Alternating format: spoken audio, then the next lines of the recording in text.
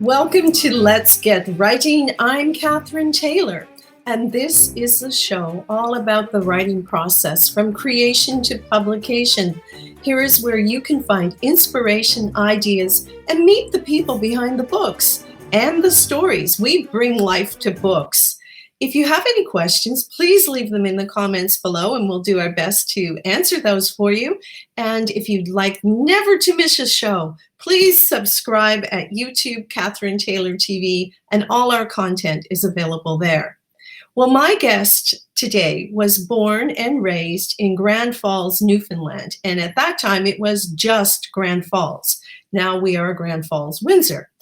But back then, we were just two separate towns.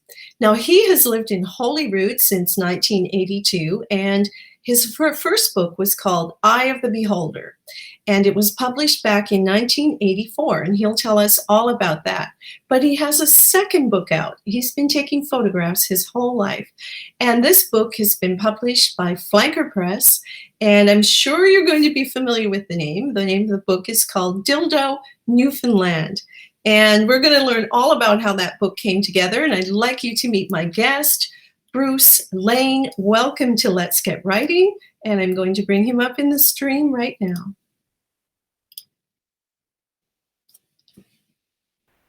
Hi, Bruce. Hi. Good to have you here. And actually, I'll just hold up your book. Good to have this here, too. Excellent. Dildo's been getting a lot of publicity over the past couple of years, starting back there with Jimmy Kimmel. And now everyone can have their own copy of the photographs of beautiful Dildo. But let's just start before we delve into that and learn a little more about you. I understand you've been taking photographs for pretty much your whole life. Yes, my parents bought me a camera when I was 10 years old for my birthday. And I actually fell in love with taking pictures at that point in time. I had a little Kodak Brownie camera and shot only black and white negatives. And it was costing money, of course. And so I had to work around the house, get my allowance so I could buy film and get them printed. I still have all those negatives, believe it or not. My mom saved them. And though I don't have the pictures, I do have all the negatives. So someday I may get to print some of them. You know, Bruce, when I have negatives like that too, that I saved from years ago, and I wouldn't even know the first thing to do to get any of those printed. What would people do these days? Well, I have a scanner and I can scan black and white negatives, so I can actually scan them directly into my computer. I don't know if there's anybody printing anymore. I really don't know if there's any labs around. I don't think they're in St. John's. Maybe not. Yeah, really. And when you think about it, how it was back in the day when we first started taking photographs, and you had to wait. It was not so immediate. And so you went through all the different phases of that. So how do you feel about all the changes and, from where you started to where you are now? Well, to be honest, I'm sad in a way that I wasn't born into the digital age because it's so much fun. The fact that you don't have to wait around for your pictures. In fact, my phone now just downloads them directly to my computer. So I don't even have to connect at all to get to see the pictures. And I just love that, not having to wait around. Well, sorry to interrupt you, but I guess when you're out in the field, when you can see your work right away, you kind of know what you have. Oh, yeah, you can tell if it's going to be half decent or not. And, of course, you can view after every single picture if you want.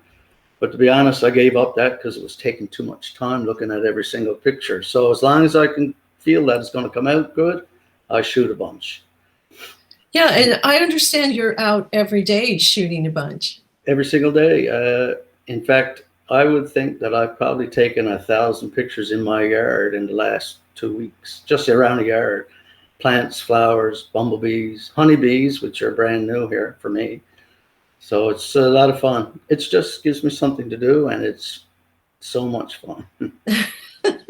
Well, you're retired now, and you're enjoying your grandchildren, and you can put more time into photography. You worked as a teacher, I believe, for many years. Yes. Want to fill us in a little bit on your background as you Okay, I started teaching in 1971 in Kings Point, which is in central Newfoundland near Springdale, and I taught there for 2 years, and then I quit teaching. I was going into business with a friend of mine, and something happened during the summer, and it didn't come through, so I was unemployed, and I worked in the with the federal government, the unemployment office. To be honest, I was on unemployment, and they offered me a job, so I went to work with them for 2 years. Then I went back teaching. Then I left teaching again in 1981. I went back to do a master's degree, and I spent 2 years at the university. And I could have gone back to my job, but I decided that I didn't want to go back there. I wanted to try something else. So I worked on my master's for 2 years. I started my own business, and I was in that for 10 years. And then finally I went back teaching again and retired 10 years ago. So I have a varied career, I guarantee you. Yeah, but that I think is very common these days, that people evolve and change and try different things, whereas at one time people would tend to stay more in one thing. So Yeah. hey, that's all Thing good. is, when I went back teaching, I really enjoyed it. For Yeah. the last 13 years of my teaching career was so much fun. I was teaching photography, computers, and I was working in the library. So wasn't in a classroom. And that was a lot of fun for me. And I taught kids. All the kids in my school from grade kindergarten to grade 6 had their own web pages. And we used to get them, the teachers and I would work together. And if they did an art assignment, I'd get them to take a picture of it and upload it to their website. If they did writing, they would come in and they'd put all their writing up. It was amazing. And this day and age, of course, the kids know everything. But back then, that's 23 years ago, the kids were just learning that stuff. And teachers didn't understand much of it either when we started out. Right? Yeah.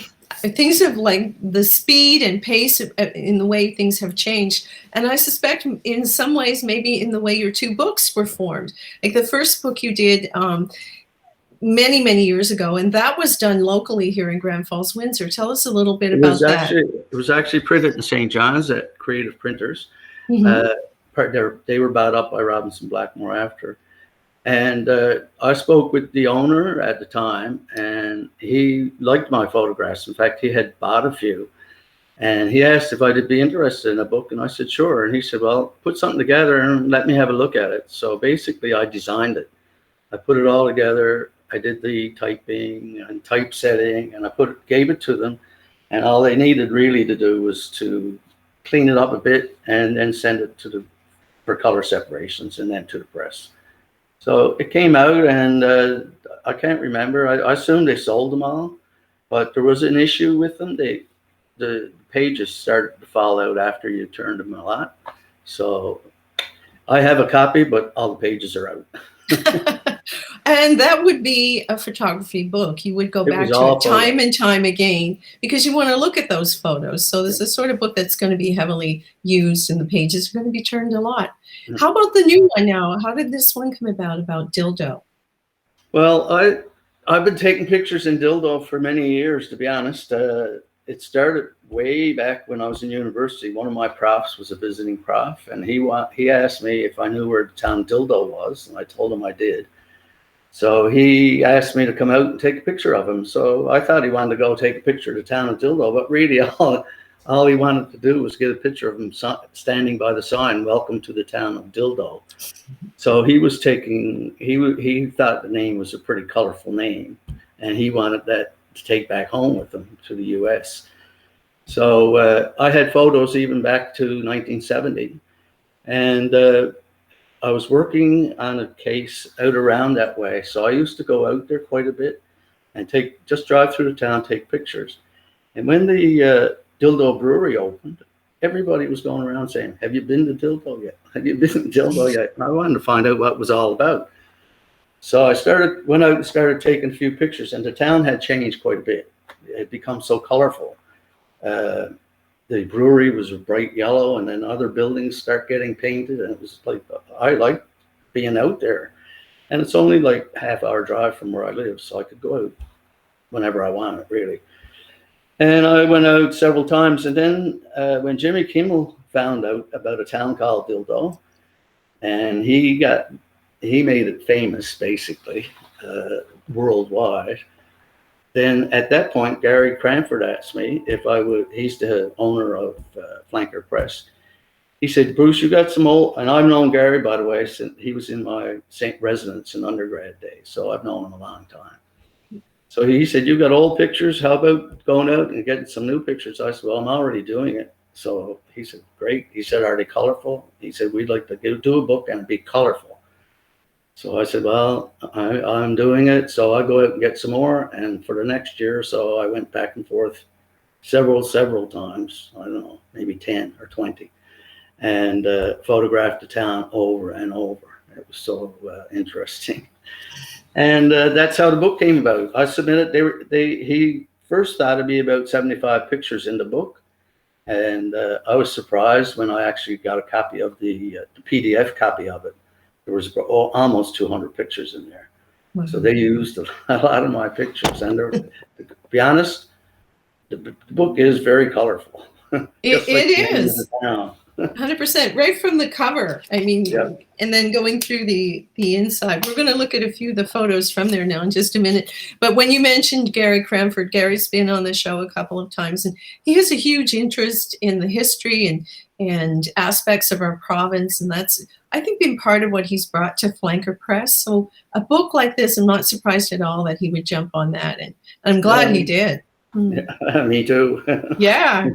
And I think your prof was ahead of Jimmy Kimmel as far as recognizing the uniqueness of the dildo sign. But, you know, I think Jimmy needs to get back here. There's a lot more communities that could compete.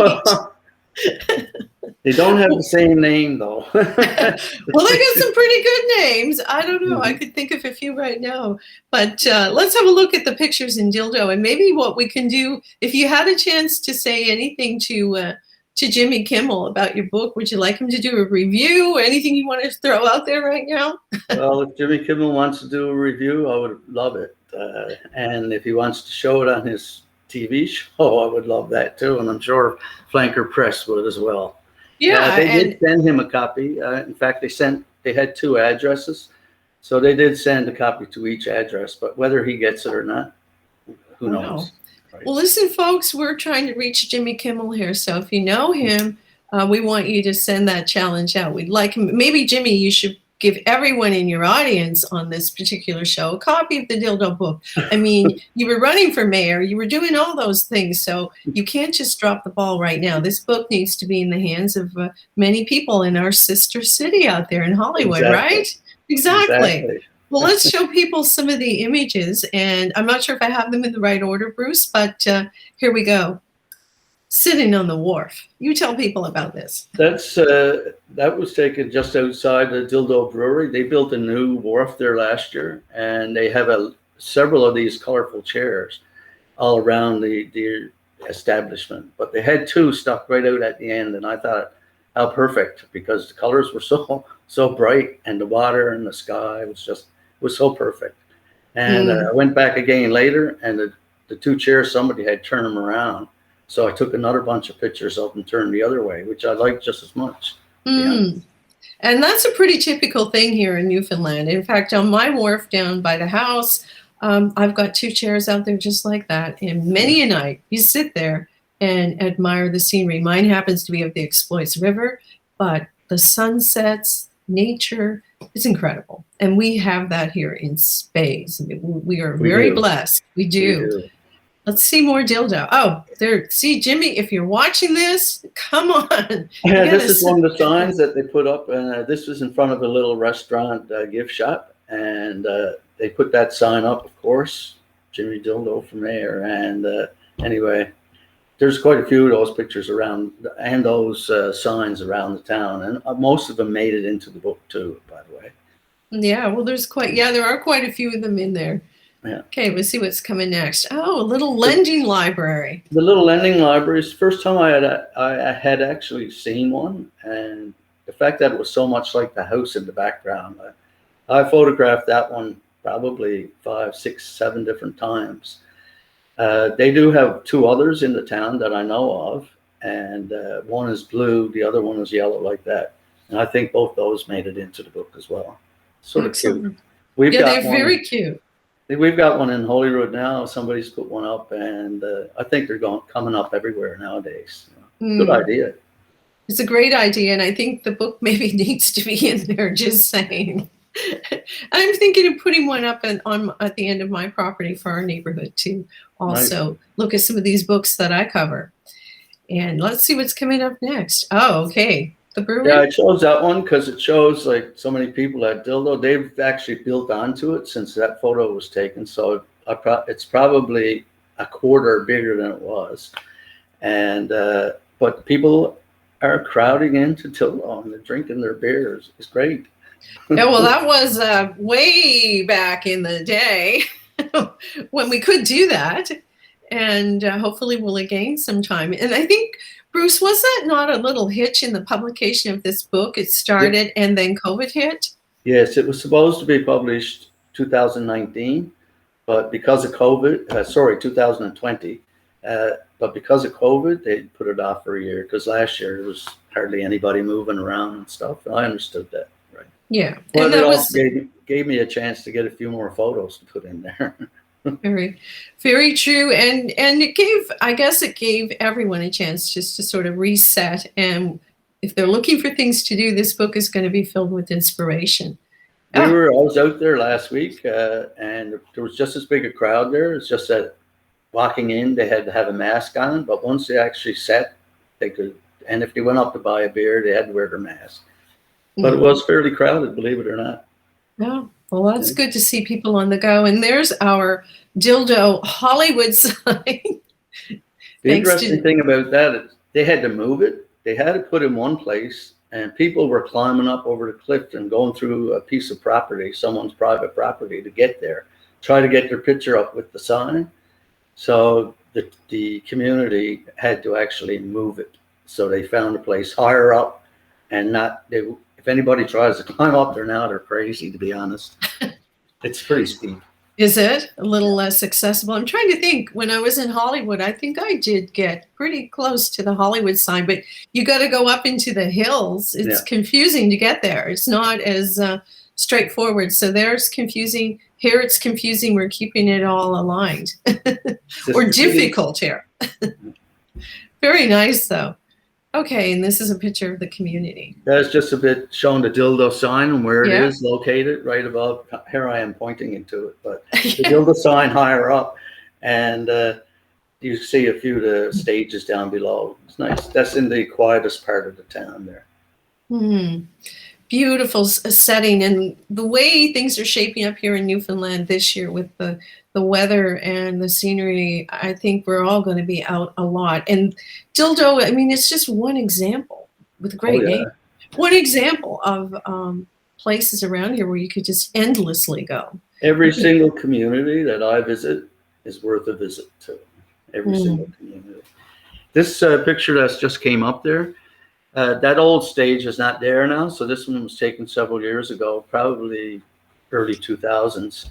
And the interesting thing about it was some guy stopped me on the street when I was taking pictures one day.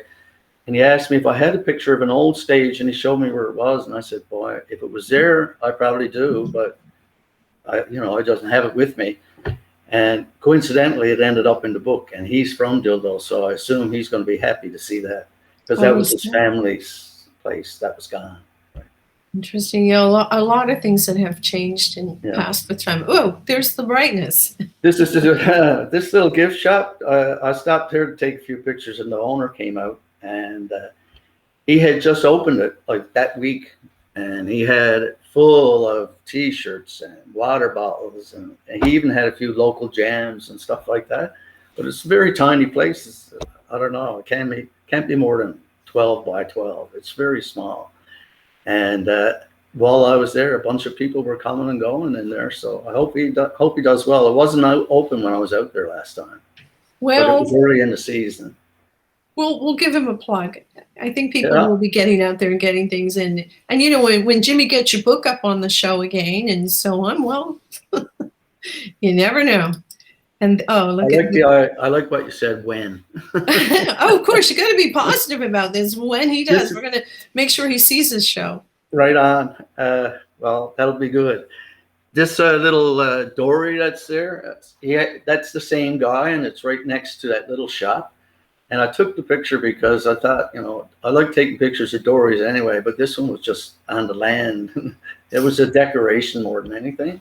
But it sort of looked nice with all the yellows and the greens and the town in the background and the brewery there. It was a perfect shot for me. Yeah. And what I learned, that's your typical dory. And on an interview most recently with Harry Ingram, he told me that a dory or a flat is like a dory with the back end of it chopped off flat. So okay, I'm learning from these shows. Okay.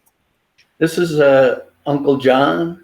That's what they call him, and he's the guy he wrote the song, the Dildo song. He wrote it, and after he sang it on Jimmy Kimmel, they approached him, and he actually did a professional video of the song. And when I did the launch of it, we created a video for that, my son and I, and we wanted to use his music, but we couldn't get permission in time. So, yeah, unfortunately. When I was taking the picture of him, he was splitting fish. I said, "Oh, hey, you look familiar," and he laughed. He said, "I've been on more media and more pictures taken you wouldn't believe since this whole Jimmy Kimmel thing. He's pretty well famous in the town." Yeah, and I did listen to him singing the song. It was a pretty good song. It's good. They did a good job on the video, I must say. Yeah, they definitely did. And we're back on this one, but I do have one other. Let's see what's on this one here. Oh, got them all up. This was your original book. Mm-hmm. Wow, that does go back a long way. Where was that photograph on the front of this book taken? The photo was taken in Leading Tickles, and I shot it. He had a net hung up in his yard, and I walked toward him. I took a picture with the net in front. Then I walked out and I took a bunch of pictures and spoke to the man. I got pictures of his hands working and all that stuff. But that was taken probably in the 70s, so I doubt if he's still alive. I don't remember his name. No. I didn't know it, but I really don't remember it. And it's interesting when you're doing your photographs, Bruce, and do you do a lot with people? Do you interact with them, or do you just randomly take them? How does that work for you? Most of the people pictures I take are candid, like they don't know I'm taking them, most of them, right? The ones I took in Dildo, the people pictures that got in the book, basically I told them I was taking pictures for a book and they might end up in it. And they all laughed and posed for pictures. So but most of my pictures are candids, and people don't know they're getting their picture taken. And that's the kind I like best. Well, when people are most natural. What's coming up here now? Oh, this article, I was reading through that. That was pretty interesting. That was published in Harrowsmith magazine. Now, Harrowsmith was an international magazine, but they went under way back. But this was they used one of my pictures of Dildo in this article. Both those pictures are not mine, just the bottom one, I think. And but the thing is that picture was taken like in the early 80s, maybe mid 80s, and the article was out in the year 2000, so it's old. But the information in there is sort of interesting. Like I read through it last night. Yeah. Houses, it says houses can be gotten for $50,000, and like prices and stuff certainly have changed. But it's interesting. But the reason I put it there is that's one of the first pictures of Dildo I ever had published. That one right there. Wow, that's history. Is it in the book? No. Matter of fact, the original slide that was shot from, the original slide is gone, disappeared. Oh, those things happen. That's why digital is good, as long as you have a backup. What's this one here? That was, I think, at the bottom of your email. That was my signature. I pick a different picture every now and again for my signature, and I took that one in out around Witless Bay, and I just took it shooting into. I saw a guy in the kayak, and I thought, wow, he's got quite the view from down there. And I don't think he even knew I was up there taking pictures. There you go. I like that one. Yeah, it is very nice, and that's an example. And lots of kayaking going on around Newfoundland in different parts. So many organized tours. But speaking of getting your things out there, I just want to throw up, because you are very active on Facebook, and right there, K Bruce Lane on Facebook, and that's your main account, I think. Is it? That's You've the got main them page. That's divided. what I call my main page. What happened when I resisted getting into Facebook, to be honest, because I didn't see any point to it. But then friends wanted me to get on, so I got on. And then when I realized you could sort pictures up there and you could have people anywhere in the world looking at them, I thought, wow, this is great. And so I started my first page. I call it my main page. And then after a while, I had so many albums coming up. People would never have time to go through and look for stuff. So I opened another page and I started putting all my communities and Newfoundland culture stuff, churches, that type of thing, lighthouses, all in there. That's the second one. The travel page, I've been doing a bit of traveling since I retired. So I decided I'd have a travel page where I put all those. And then finally I had plants and flowers. And I've been putting those up too. To be honest, I don't think I'm going to sell many pictures of plants and flowers. No, not like Dildo. No. But I still enjoy taking them, so I share them because there's people all over the world who don't. There's plants in Newfoundland that are not anywhere else. I'm trying to get stuff up there that people can see. Mm-hmm. And we did recently have a guest on the show as well, and he's the research horticulturalist, I think, with the botanical garden at Munn, and that's Todd Boland. So he talked a lot about the uniqueness of our plants and how they grow. So there's a lot of people pulling together a lot of interesting books about our province. Mm-hmm. Good. So in terms of encouraging someone in photography, we're soon going to wrap our show here, Bruce, but any kind of final thoughts and words if someone was thinking of doing something like this? When I used to teach photography, I used to start off telling them that at the end of the course, they will have been changed. They're not going to be the same people. And the reason is because when you start looking at the world through a camera, what you're doing is you're selecting out little pieces to look at. And you cannot be looking at so much stuff and not affect you. For example, if I take a picture of a little bug that I haven't seen before, and that's interesting, I come in, I got to look it up, I find out what it is, or I'll ask somebody in a group because a lot of people already know the IDs of things. And that way I can find out stuff. So the photography actually helps me learn about the world. I've never done a biology course, but I know a lot of stuff about biology and the way the world works. And I've learned it all through photography, to be honest. Wonderful. And bird IDs, I just take a picture of birds and then I find out what they are. And then after a while, I know I can recognize birds. And then I also listen to their sounds and stuff. And I don't even have to see a bird now, and I know what it is. Wow. And all that happened because of photography. Right? Well, what I'm hearing from you is that it's endlessly interesting on many layers from the people you meet. I'm 72 years.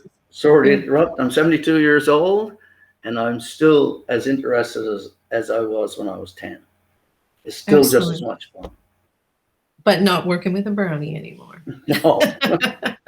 Well, thank you so much. And everyone, thank you for joining us on Let's Get Writing. We have so many interesting guests like Bruce. Here's another quick look at his book, Dildo. And thank you, Flanker Press, for bringing these wonderful books to us. And again, Bruce, thank you for your time. And keep taking photos and keep sharing. Please stay in touch. You have no worries. Thank you very much.